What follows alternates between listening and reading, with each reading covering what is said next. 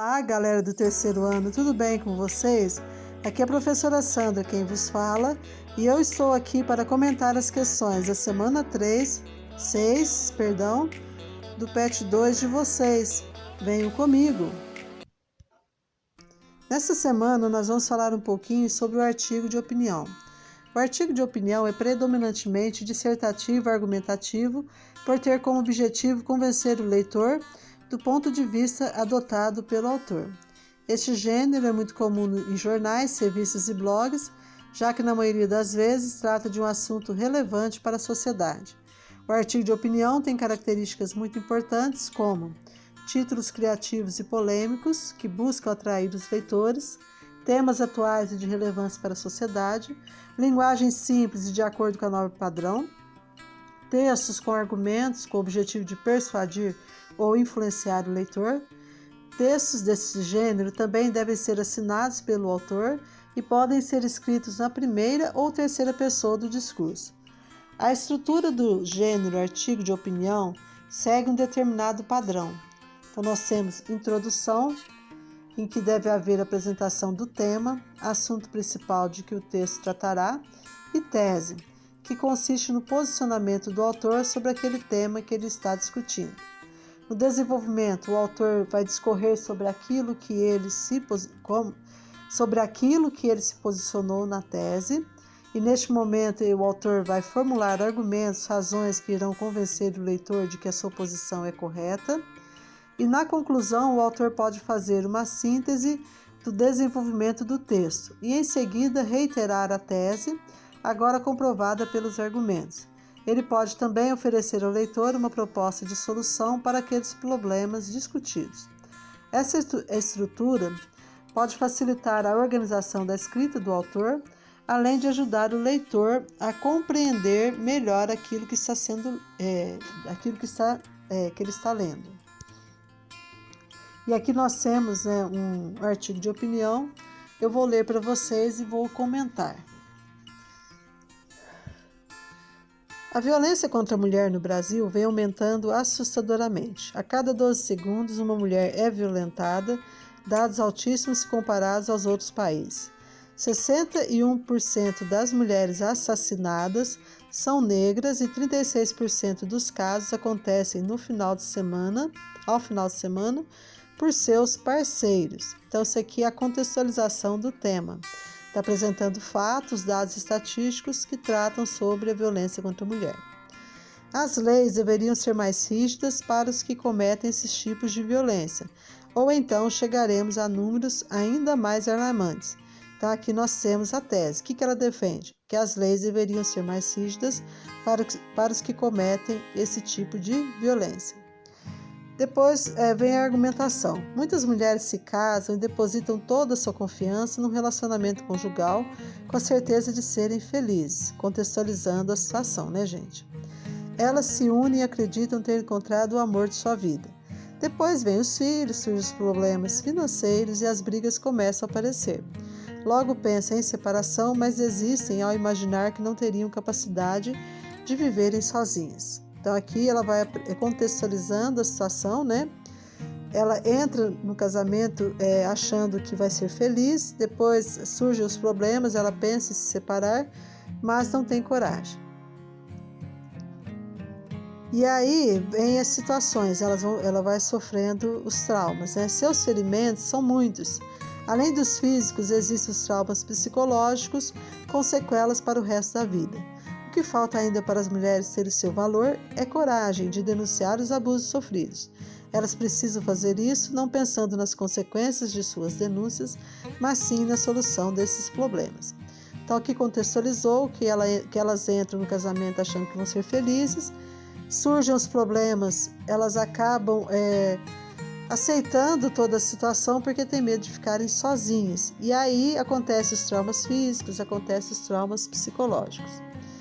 E aí depois vem no próximo parágrafo. Em 2006 foi aprovada a Lei Maria da Penha com o intuito de proteger as mulheres das agressões, mas poucos foram os seus avanços. Então não há muitos avanços normalmente porque a mulher não denuncia, né? A violência ainda continua em diversos lares. Os casos de agressões são praticados, em sua maioria, por seus parceiros, namorados, ex-companheiros ou até parentes. Então, aqui ela mostrando, né, que já existem leis, mas de nada essas leis servem se as mulheres não denunciam. Então, aqui no último parágrafo, ela oferece uma proposta de solução. Para ajudar as vítimas dessa violência desenfreada, é necessário ter mais delegacias, casas de apoio para mulheres e projetos públicos que incentivem a participação da comunidade em denunciar os crimes e protegê-las. As leis também devem ser mais rígidas e punir com mais justiça os agressores. Oferecer um apoio psicológico tanto à vítima como também ao agressor seria um meio de amenizar tais atos de abuso. Apoio é o que elas mais precisam, pois não é fácil conviver com a violência dentro da própria casa. Então, aqui no último parágrafo, é oferecida uma proposta de solução. E aqui nós temos as questões a respeito desse texto, né? Qual o tema do artigo de opinião? O tema, como nós vimos, é a violência contra as mulheres. Na letra B, localize no primeiro parágrafo a tese defendida pela autora, né? Então, eu coloquei para vocês. Primeiramente, ela apresentou dados a respeito da violência contra a mulher e depois apresentou seu posicionamento diante disso. Na letra C, localize no desenvolvimento pelo menos 2 argumentos utilizados pela autora. O primeiro argumento é que as mulheres, né, não denunciam, elas aceitam a situação e com isso elas sofrem muitos traumas físicos e psicológicos. E o outro argumento seria que já existem as leis, mas elas não são efetivas, porque ainda, né, as denúncias não estão ocorrendo, as mulheres ainda têm medo de denunciar. Letra D. Qual a proposta de solução do problema dada pela autora do texto?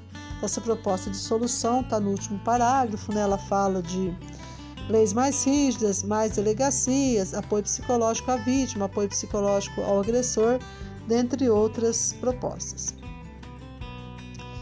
Depois aqui nós temos 2 textos na número 2 que tratam sobre o ensino híbrido. Então, o ensino híbrido é a modalidade de ensino que combina práticas presenciais e remotas por meio do uso de ferramentas digitais. O ato de educar sempre permeou por espaços e tarefas diferentes. Dessa forma, vemos que a educação sempre foi, em sua base, híbrida. Então, no primeiro parágrafo, está fazendo uma contextualização, uma conceituação a respeito do ensino híbrido. Depois, ele vem apresentando aí, né, os argumentos que sustentam, né, a tese dele de que é uma boa metodologia de ensino, né, ou uma boa modalidade de ensino. E aí vem, esse tipo de ensino pode ser considerado uma proposta inovadora para a educação, visto que permite a aplicabilidade de diversas formas de ensino-aprendizagem no dia a dia. Assim, nesse modelo, o estudante pode ter acesso a aulas online ou presenciais, já que a combinação delas pode estimular uma maior participação e interação social nos alunos. Com o apoio de plataformas de ensino, aplicativos e também mídias informativas, se tornou possível absorver informações necessárias, aquelas que aconteceriam na sala de aula.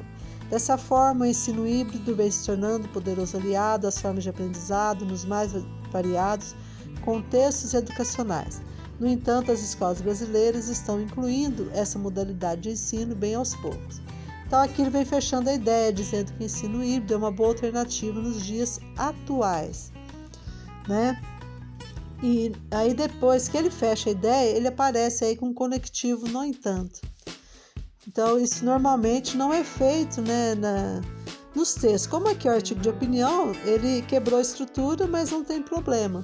Mas não é aconselhável, porque depois que você já fechou a ideia, você apresentar mais informações, não é viável, né?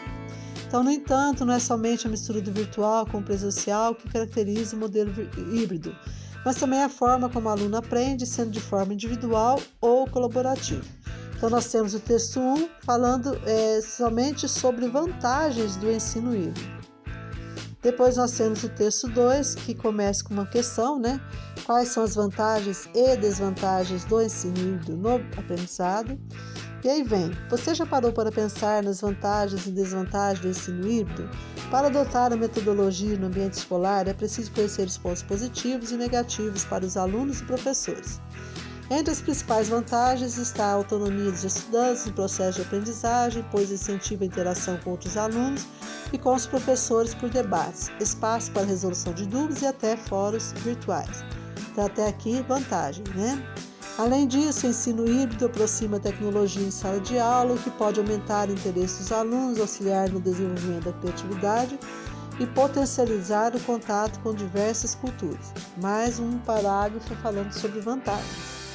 Os principais desafios são integrar o corpo docente e os gestores para criar uma forma assertiva de adotar o ensino híbrido. Então, o maior desafio é fazer com que professores e gestores adotem um modelo que seja adequado, né? Dessa forma, o engajamento dos profissionais deve ser algo tratado como essencial para a metodologia. Então, o texto 2 também apresenta mais vantagens do que desvantagens a respeito do ensino híbrido. E depois aqui nós temos a questão. Leia os textos motivadores, que são esses dois que eu acabei de ler para vocês, e escreva um artigo de opinião sobre o tema, os efeitos do ensino híbrido no Brasil. Vocês podem fazer outras pesquisas a respeito desse assunto, para que vocês possam realmente, dizer quais seriam, os efeitos dessa modalidade do ensino no Brasil. Bem, pessoal, essas foram as questões da semana 6. Aqui eu trago para vocês um pensamento, A vida é um eco. Se você não está gostando do que está recebendo, observe o que está emitindo. Então, eu espero que vocês tenham me compreendido, Se ficou alguma dúvida, vocês podem me acessar pelo chat Conexão Escola ou por meio do grupo da sala. Então, a vocês, bons estudos, boa semana e fiquem todos com Deus. Um abraço e até o próximo vídeo.